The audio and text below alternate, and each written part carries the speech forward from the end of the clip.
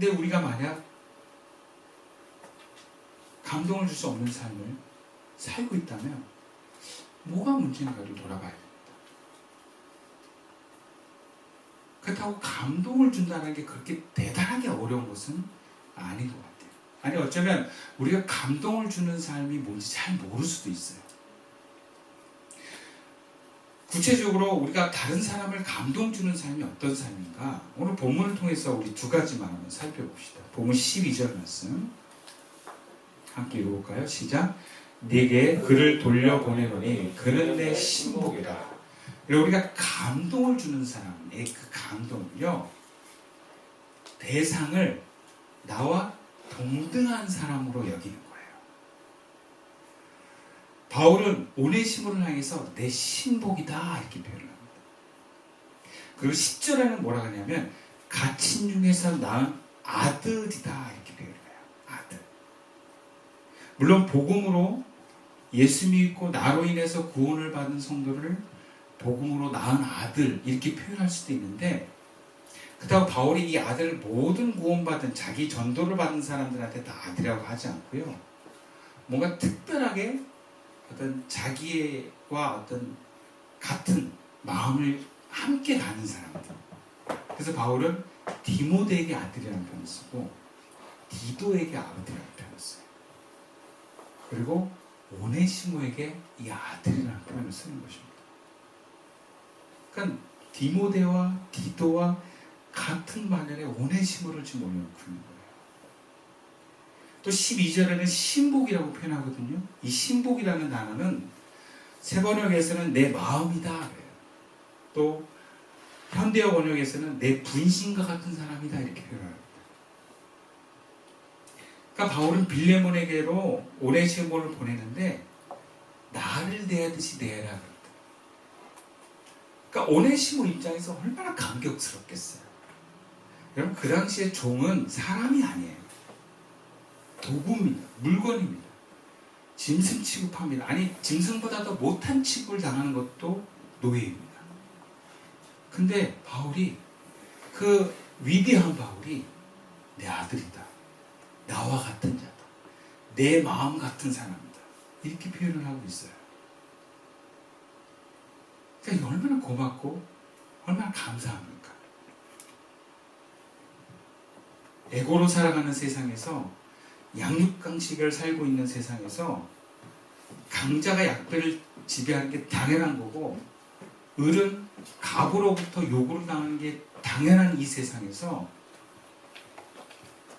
여러분, 약자가 을의 위치에 있는 사람들이 그 높은 사람에게, 세상적으로 뭔가 갑질하는 사람들에게 동등한 위치와 대우를 받는다는 건 이건 있을 수 없는 일이에요. 그래서 세상이 각박해질수록 사람들은 사람을 도구로 여깁니다. 그냥 그것으로 대합니다. 나에게 해를 끼치는 그것이냐, 도움이 되는 그것이냐로 나눠요. 자신의 가족과 아내에만 관심을 갖습니다. 근데 또 어떤 선생님들은 제가 굉장히 감격스러운 선생님을 만나기도 해요. 우리 아이가 영어가 좀 부족한데 영어 선생님이 담임도 아니야. 보니까 부족한 애들이 좀 있어. 학원도 안 가는 것 같아. 그래서 따로 불러가지고 야, 우리 같이 기초부터 한번 다시 해보자. 그래가지고 저한테 연락이 왔어요. 가르쳐도 되겠냐. 저는 땡큐죠. 그때 또 정말 잘 가르쳐요. 재밌게. 아들이 막 재밌다고. 그런 선생님을 만나면, 워낙 그런 선생님을 못 보다가 너무 고마운 거예요. 그러니까 자기 반도 아닌데, 자기가 안 그래도 되는데, 그러려면 시간과 에너지 더 써야 되잖아요. 그렇다고 요즘 뭐 촌지 주는 것도 아니잖아요, 분위기가. 그냥 딱 느낌이, 야, 이분은 학생들을 정말 나무로 여기지 않는 귀하게 여기는구나. 너무 고맙더라고요. 그럼 이것이 당연한 게 아니라 감동이 되는 세상이에요. 여러분, 감동을 주는 사람은 대상을 향해서 나처럼 가족처럼 여기는 사람들. 제가 커피를 마시러 가는 그 집도요, 사촌이기 때문에 이게 더 잘하기도 하지만 그냥 이렇게 보니까 모든 손님들을 꿰고 있어. 와, 그 사장님이 대단해요. 아파트 단지 내에 있는 카페거든요. 그것도 막 보이지도 않는 아파트, 이렇게 산속인 아파트인데 매출이 장난 아니에요. 깜짝 놀랐어. 월세로 들어갔다가 거기 사버렸어. 3년 만에. 이분의 이 전략이 뭘까? 오는 사람들의 상태에 따라서 커피를 다 대접해요. 커피를 해가지고 힐링을 하게 하고, 어떤 할아버지는 오면은 자기가 싹 가서 얘기를 들어드려요. 언제 한번 얘기한 적 있잖아요. 그러니까 이분한테 사람들은 나의 매출 올려주는 대상이 아니고 그냥 여기 오는 손님들은 가족이고 내가 함께 교제하는 사람들이라는 개념을 가지고 계세요. 얼마나 감사한지 몰라요. 보기만 해도 야, 저건 참 귀하다.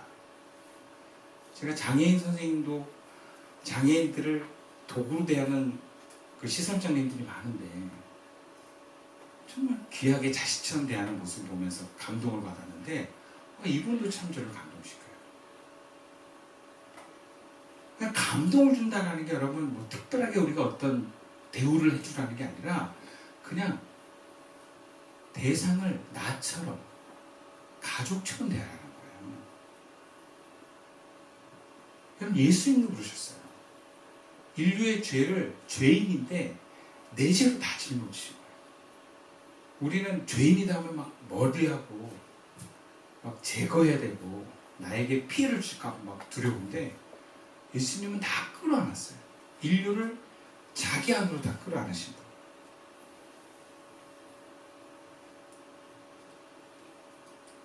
얼마나 귀한지 몰라요. 바울도 빌레몬에게 이런 편지를 써요. 18절 말씀인데, 그가 만일 내게 불의를 하였거나 내게 빚진 것이 있으면 그것을 내 앞으로 계산하라. 오네시모의 빚은 내 빚이다. 오네시모가 너한테 뭔가를 갚을 게 있다면 그건 내가 너한테 갚아야 될 거다. 자신과 오네시모를 아들처럼, 가족처럼 동일하게 여기는 바울의 마음. 그럼 이것이 오네시모의 마음을 열게 하는 것입니다. 남의 짐을 나의 짐으로, 남의 빚을 나의 빚으로, 남의 문제를 나의 문제로 삼고 도와주는 사람들에게 사람들은 감동합니다. 그리고 그에게 마음을 엽니다. 이것은 꼭 물질만 의미하는 것이 아니라 시간과 에너지를 조건 없이 내어주는 거예요. 여러분, 중보기도도요, 그냥 남을 위해서 기도하는 게 아니라 그 사람의 아픔을 내 아픔으로 안고 기도하는 게 중보기도예요. 그래서 어떤 중보기도자는 중보기도하다가 아프기도 해요. 그 사람이 죄를 짊어지기 때문에 몸이 아픈 가운데 기도를 하게 되는 경우도 많이 있습니다. 그러니까 그 사람의 문제가 내 문제로 안고 기도하기 때문에 아프고, 기도해서 풀리잖아요. 그럼 그 사람의 문제가 해결돼요. 남을 나처럼, 나의 가족처럼 얘기할 때 사람들이 마음을 엽니다. 물론 그게 쉽지는 않아요. 아마 바울의 입장에서 감옥에 있기 때문에 내가 뭐 더 이상 잃을 게 뭐가 있어, 이제 죽는데. 그래서 오네시모를 품고 돈 갚아줄게 막 이렇게 얘기할 수도 있어요. 근데 빌레몬의 입장에서 오네시모를 받아주기 쉽지 않습니다. 돈을 들고 튄 종을 용서해주기는 쉽지 않아요. 바울 봐서 돈 안 갚아도 돼. 뭐 바울한테 또 달라 그러겠어요? 부유한데. 근데 이놈을 형제로 받으라고? 야, 이건 굉장히 어려운 거예요. 아무리 바울이 대신 갚아주고 나처럼 대하라고 하지만 내가 얘 때문에 받은 상처가 있는데 정말 형제처럼 대할 수 있을까? 저는 쉽지 않았을 것 같아요. 근데 이런 생각을 또 하게 됩니다. 왜 내가 다른 사람에게 감동을 주는 사람이 되어야 되고 왜 그 사람의 잘못을 내가 용납해야 되는가? 근데 이런 마음이 들면 이렇게 생각하면 되겠더라고요. 그냥 내가 거듭나지 않았구나. 이제 그렇게 생각하면 될 것 같아. 아니면 거듭났었는데 지금 내 중심은 에고로 가득하구나. 네. 그러면 남을 못 품거든요. 에고는 절대 남을 못 품습니다. 내가 상처받고 손해를 보게 한 사람을 용서할 수 없어요. 에고는. 오히려 그 사람으로부터 더 상처받지 않고 더 손해보지 않게 해서 경계를 해야 되는 게 에고거든요. 그런데 주님은 그렇지 않습니다. 그러니까 거듭났다는 건 뭐냐면 내가 거룩한 나로 새롭게 태어난 거예요. 다시 말하자면 에고의 나가 아니라 주님과 하나 된 나로서 살아가는 사람을 거듭난 사람이라고 그러고요. 그 거듭난 사람들이 하나님의 말씀을 전하고 하나님 나라를 이뤄가는 거예요. 그 중심에 있는 사람들이. 그래서 예수님도 니고데모에게 진실로 진실로 내게 이르노니 사람이 거듭나지 않으면 하나님 나라를 볼 수 없다 그래요. 그럼 하나님 나라를 볼 수 없는 사람은 하나님 나라를 증거할 수 없습니다. 거듭나지 않은 사람은 용서가 안 되고요. 그 중심에 거듭난 나로 살지 않는 사람은 품을 수 없어요. 그래서 내가 용서가 안 되고 품어지지 않으면 내가 거듭나지 않았구나. 아니면 거듭났었는데 지금은 에고가 주인 노릇하는구나.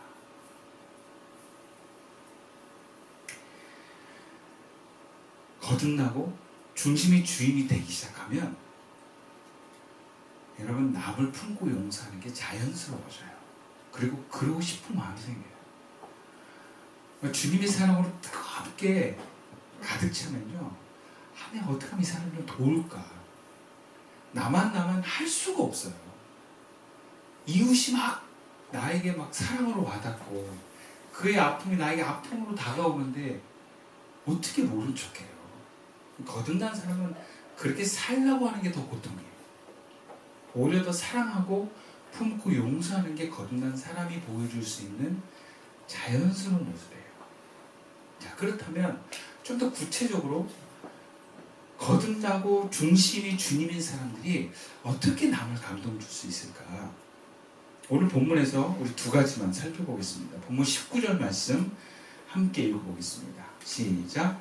나 바울이 친필로 쓰노니 내가 갚으려니와 내가 이외에 내 자신이 내게 빚진 것은 내가 말하지 아니하노라. 여러분 우리가 다른 사람에게 감동 주는 사람, 그를 용납하고 그의 짐을 내가 대신 짊어지겠다고 하는 사람은 꼭 이걸 기억하셔야 돼요. 나도 예수님께 빚진 자다. 바울은 오네시모의 주인 빌레몬에게 이 도망노의 오네시모가 돈을 가져간 거 있으면 내가 갚아줄게 그래요. 근데 뭐라고 하냐면 근데 빌레몬 너 그거 알아? 너도 나한테 빚진 자야 그래요. 결론은 뭐예요? 퉁치자는 거예요. 너 나한테 빚졌고 오네시모 너한테 빚졌으니까 내가 너한테 안 받고 너도 오네시모한테 받지 마. 그럼 빌레몬의 입장에서는 오네시모가 자기의 돈을 훔쳐간 사람으로만 보면 이거 받아들이기 어려워요. 그런데 내가 바울에게 빚을 졌지. 근데 바울이 안 받는데 그러면 나도 오네시모 안 받을게가 가능한 거죠. 그러니까 우리가 다른 사람에게 감동을 줄 수 있는 그것을 위한 내 어떤 내어줌은 주님이 나를 위해서 내어준 것을 기억하면 가능한 것입니다. 그걸 내가 주님께 내 짐을 주님이 짊어주셨지. 이 죄의 짐, 우리 집안에서 막 내려오는 이 죄의 짐, 나도 살면서 진 이 죄의 짐을 주님이 다 짊어주시고 괜찮아. 내가 다 짊어질 테니까 너 하나님께로 그냥 와. 그 탕감을 받았지라고 기억하고 그것을 믿는 사람은요, 나도 용서할 수 있고 나도 그 대상의 짐을 짊어질 수 있다는 거예요. 그게 자연스러운 것이라는 거죠. 내가 주님의 은혜가 없으면, 아니 내가 지은 죄가 얼마나 큰지, 혹은 우리 집안이 내려오는 그 죄의 짐들을 내가 나와는 상관없다고 생각하면 우리는 남의 짐에 대해서는 부담을 느낄 거예요. 근데 우리가 몰라서 그러고 깨닫지 못해서 그렇지, 여러분, 우리가 주님 앞에 이렇게 예배 드릴 수 있고 주님의 부르심 속에 내가 그분과 교제할 수 있다는 건 예수님이 다 그 죄의 짐들을 십자가에서 다 값치르셨기 때문에 가능한 거예요. 공짜가 아니에요, 여러분. 우리가 속지 말아야 돼요. 복음은 공짜가 아니에요. 무슨 얘기냐? 복음은 나도 그렇게 하라는 거예요. 나도 그렇게. 그래서 공짜가 아닌 거예요. 은혜를 크게 받은 건 나도 그런 은혜를 흘려보내야 되는 게 자연스러운 거예요. 나의 모든 빛을 탕감해 주시고 은혜를 보여준 그 예수님이 나를 그 자신처럼 귀하게 여겼다는 것, 그래서 나를 위해서 십자가에 죽으셨다는 것을 믿고 그 영적인 세계 안에서의 그 질서를 받아들이는 사람은 나도 용서하고 나도 심지어 그 짐을 짊어질 수 있는 거죠. 그래서 그거를 기억합시다. 그래, 나도 은혜를 입은 자야. 나도 은혜를 입은 자야. 1만 달란트 빚을 탕감한다. 아이, 그래, 100달러면 탕감해줘야지. 두 번째, 우리가 남을 감동시키는 삶을 살기 위해서는요, 오늘 보면 13절, 14절 말씀입니다. 함께 읽어볼까요? 시작. 그를 내게 머물러 있게 하여 내 복음을 위하여 갇힌 중에서 내 대신 나를 섬기게 하고자 하나, 다만 내 승낙이 없이는 내가 아무것도 하기를 원하지 아니하니 이는 너의 선한 일이 억지같이 되지 아니하고 자유로 되게 하려. 우리가 다른 사람에게 감동되는 삶을, 감동을 주는 삶을 살려면요, 그 과정에서 성령이 말씀하시는 사인을 알아차릴 수 있어야 돼요. 바울은 감옥에서 어려움을 당하고 있습니다. 그 당시 감옥이 굉장히 힘들었었던 것 같아요. 그런데 대신 로마 감옥은 뭐가 좀 좋았냐면 그 죄수와 관련된 사람들이 와서 도와주는 걸 허락했어요.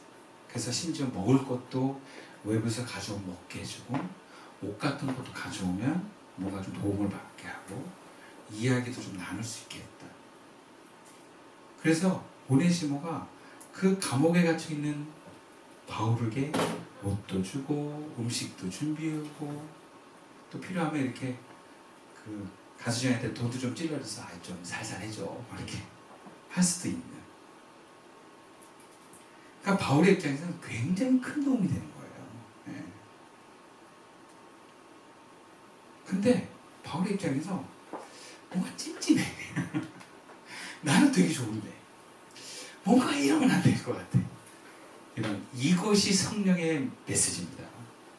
그냥 그리스도인들에게 찜찜하면 그냥 넘어가면 안 되는 거예요. 뭔가 찜찜해. 그러면 기도해봐요. 그러니까 바울이 뭐 찜찜하다, 되게 좋은데 찜찜하다. 그래서 기도해보는 거예요. 주님, 이게 뭐죠? 그때 주님의 음성이 들렸을 것 같아요. 야, 오네시모를 빌려몬에게 돌려보내라. 그가 돈 훔쳐서 갔는데 그가 내가 그를 쓰고자 할 때 이 문제를 해결하기를 원한다. 돌려보내라. 그래서 바울이 이건 성령의 사인이구나. 이 찜찜함은 성령이 나에게 오네시모를 돌려보내라고 하는 사인이구나. 그걸 바울이 알아차렸다는 거예요. 이 찜찜.